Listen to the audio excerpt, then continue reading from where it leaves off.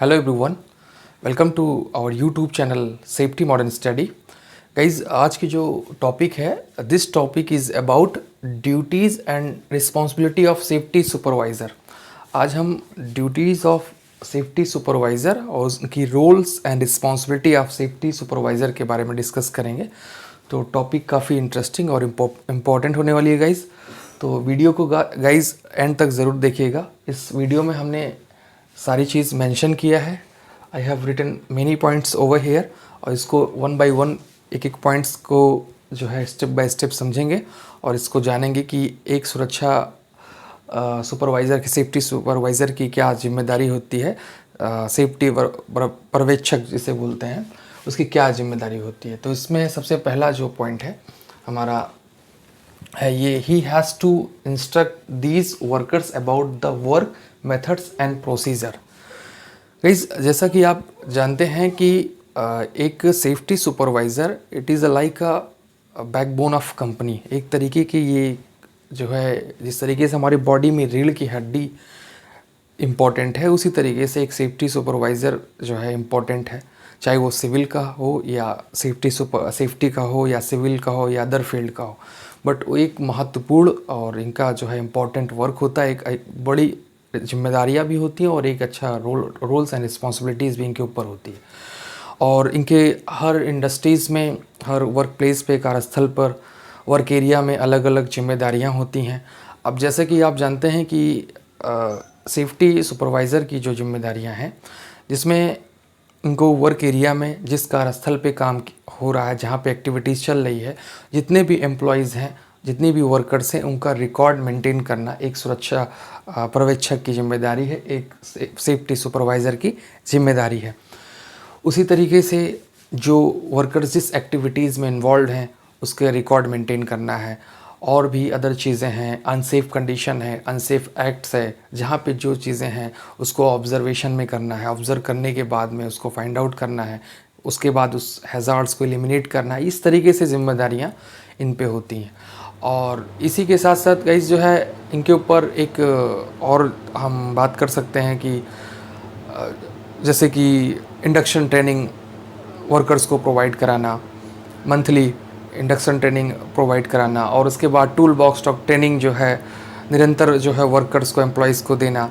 जो भी एक्टिविटीज़ होने जा रही है उससे पहले उनको जो है tool box stock training, TVT देना।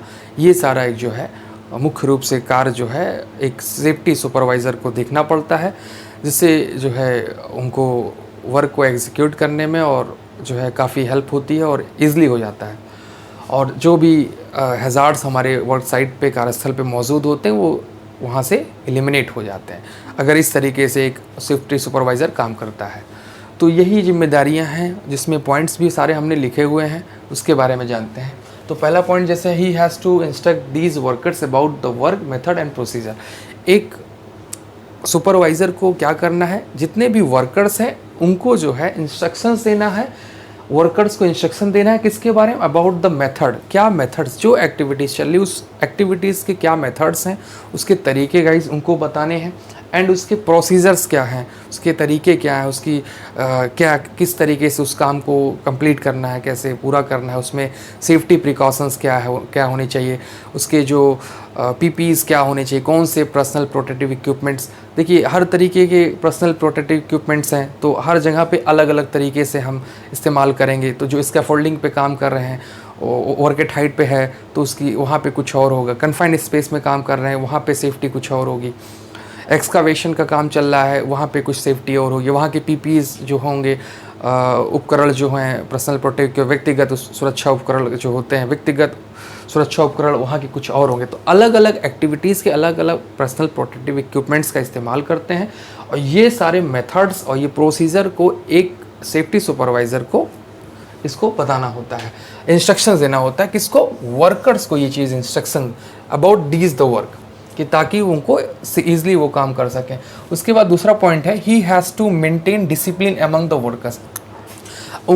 सेफ्टी सुपरवाइज़र को डिसिप्लिन, एक मतलब अच्छी डिसिप्लिन देना है वर्कर्स को, ताकि उनको काम करने में कोई प्रॉब्लम्स क्रिएट ना हो, मेंटेन करके चलना है। वर्कर्स के बीच में कभी वायलेंस एट साइट हो जाता है, कभी हिंसा हो जाती है साइट पे, लड़ाई हो जाती है, जो कि जिसमें हम ऑर्गेनाइजेशनल हैज़ार्ड्स में बात करेंगे, जब स्ट्रेस तनाव होता है तो ये सारी सिचुएशन होती है। तो वो सब सारी चीज़ को मेंटेन करके चलना है। ज़्यादा वर्क, जैसे देखिए किसी का वर्क अगर वर्कर्स काम कर रहे हैं, एम्प्लॉयज़ काम कर रहे हैं, उनको जितना उनका टाइमिंग है, जितना ड्यूटी आवर्स का है कि इतने 8 घंटे का काम करना है, उसके अबव या उसके और भी अधिक बढ़ रहा है, तो उसमें क्या क्या फैसिलिटीज़ प्रोवाइड करनी है, ये एक सेफ्टी सुपरवाइज़र की जिम्मेदारी होती है। अब देखिए वेलफेयर जो फैसिलिटीज़ होती है, इसमें बोलते हैं कल्याणकारी जो फैसिलिटीज़ होती है, जिसमें कल्याणकारी में जैसे आप कह सकते हैं वेलफेयर फैसिलिटी।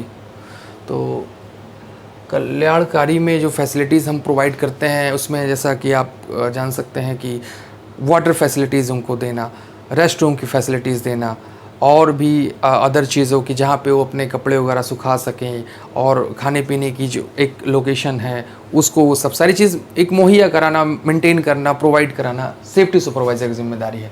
और वर्कर्स के बीच में एक डिसिप्लिन भी मेंटेन करके चलना है।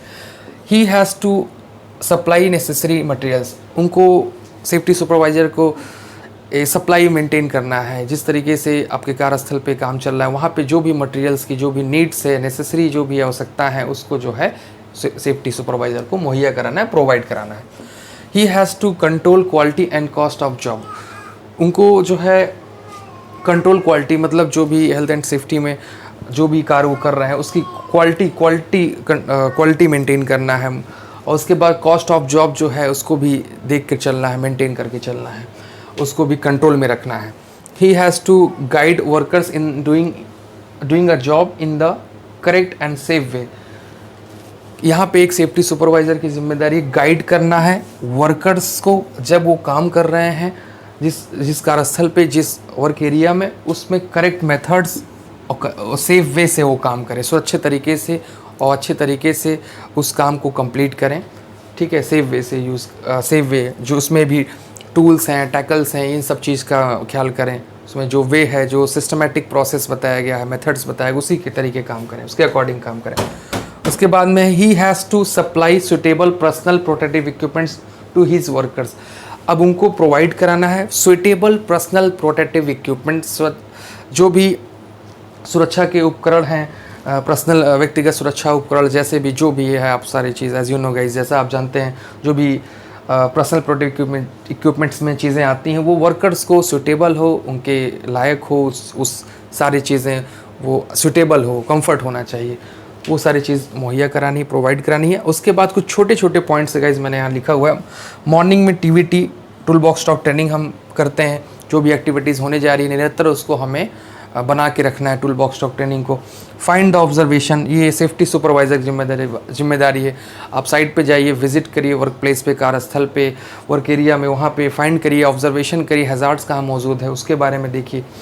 पीपीज़ के बारे में, पीपीज़ का इंस्पेक्शन करिए, उसका भी निरीक्षण करिए कि सारे पीपीज़, टूल्स एंड टैकल सारे सही हैं कि नहीं। साल में एक बार तो थर्ड पार्टी जो है टेस्ट करवा लीजिए, जो है जो भी पर्सनल प्रोटेक्टिव इक्विपमेंट्स है उसका गाइज, जो भी आपका जिसमें हम टीपीआई थर्ड पार्टी इंस्पेक्शन हम टूल्स एंड टैकल्स में एटलीस्ट साल में एक बार होना ज़रूरी है, जो कि आप कह सकते हैं थर्ड पार्टी टेस्ट वगैरह, ये भी देखना, ख्याल करना ज़रूरी है। और safety induction training at least 1 month में होना ज़रूरी है, या जब ये रिक्वायर्ड हो उस टाइम इसको हमें प्रोवाइड करना है। चेक करना है permit to work, permit to work sign करने से पहले सारी चीज़ चेक करें, फिर उसके बाद आप वहाँ पे साइन करें, उसके बाद में आप उसको परमिशन दें, काम करने की अनुमति दें। इलेक्ट्रिकल इंस्पेक्शन भी आप देखते रहें कि इलेक्ट्रिकल इंस्पेक्शन में क्या क्या चीज़ें हैं, कोई नेकेड वायर है, ओपन है, खुला हुआ कॉर्ड्स वगैरह है, उसको देखिए, उसको और चेक करिए, और उसको सही तरीके से वे में लोगों को, वर्कर्स को अवेयर करिए और बताइए उसके बारे में कि इसमें क्या गलत है, क्या सही है। तो ये सारी चीज़ें अगर एक सुरक्षा सेफ्टी सुपरवाइज़र करता है तो इसके लिए जो है, इससे जो है वर्क प्लेस में, कार्यस्थल पे बहुत बेहतर और एक अच्छा एनवायरनमेंट, एक अच्छा कल्चर प्रमोट होगा, जिससे जो है health and safety field promote होगी। तो आई होप गाइज आपको ये काफ़ी चीज़ें इसमें समझ में आया होगा। इससे पहले की वीडियोस जो है जिसमें हमने डिस्कस किया था सेफ्टी ऑफिसर की duties and responsibility, but guys this topic is about safety supervisor duties and responsibility. तो गाइज ये सारे पॉइंट्स हैं, आप इसको स्क्रीनशॉट भी ले सकते हैं। और इसमें सारे पॉइंट्स गाइज ऑलमोस्ट कंप्लीटेड हैं। तो आई होप गाइज आपको ये वीडियो समझ में आएगी। और गाइज वीडियो अगर अच्छी लगी तो like share and subscribe. Thank you so much.